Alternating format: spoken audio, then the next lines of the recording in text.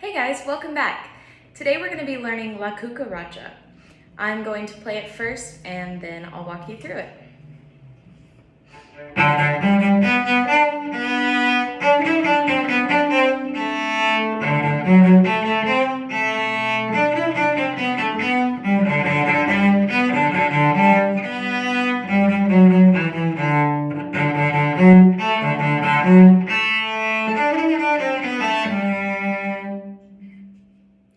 Alright, so La Cucaracha is in G major. We have one sharp, that's F sharp, so we'll be playing third finger on the D string, and then C natural, so second finger when you go over to the A string.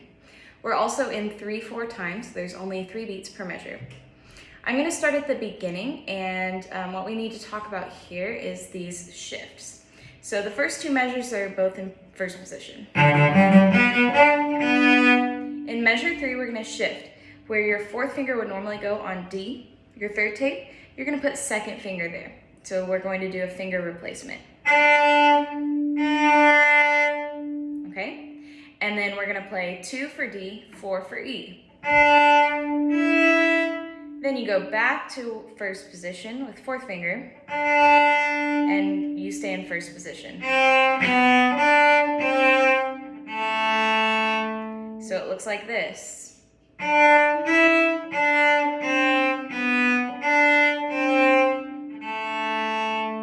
I would recommend practicing this by finding this second position and this finger replacement by playing 4th finger D, then move your hand, play 2nd finger D. It should be the same note. Go back to 4. And try to match those notes going back and forth. Then you might practice going from B, the note before it, up to D with 2nd finger.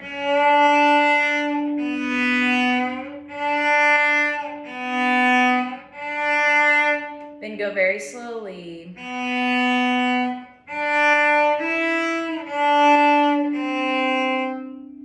Okay, so when you practice these shifts, take it very, very slow and just do one movement at a time. You do not need to play the whole measure or 4 measures or anything like that. Okay, so that's the first 4 measures. I'll play those again.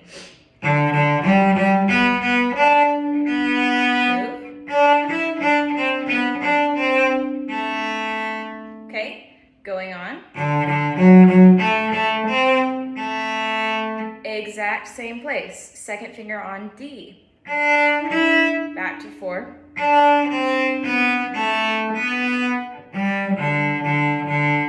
So that's very similar to the first time you did it, except the end of the measure is a little bit different. So be careful that those notes change there. Okay, so like I said, take the time to practice those shifts very, very slowly. Now, if you look at the very last 2 measures, we have the same thing that we just played.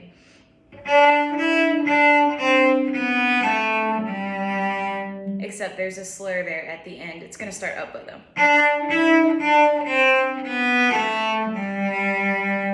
But once you learn this shift going to 2nd finger on D and then back to 4th finger, that should it's the same shift for all 3 of those measures. So once you learn it, it should be able to apply to the other ones. Okay, let's go on to the 2nd line. This is the beginning of the 2nd line.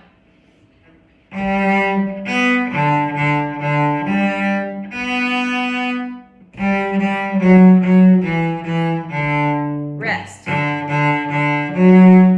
Okay, so let's look at this rhythm in 1, 2, 3, the 4th measure of the 2nd line. 1, rest, take, 3, take. 1, rest, take, 3, take. You've got to feel that rest, but it's only an 8th note rest. Also, you might notice there's a lift, but we go to an up bow. Okay, normally when we lift, we go to a down bow. Here, it's down, lift, up, down, up. The reason we do that is to get back to the frog. If we did down and then left our bow there, we would be way out here at the tip. We want to get back to the frog. So you can practice this just on your open D string. Down, lift and set, up, down, up. Down, lift, up, down, up. And that's going to take some practice because that's something that we don't do very often. Okay, so I'm going to go the measure before that so you can hear what it sounds like. Lift. Okay,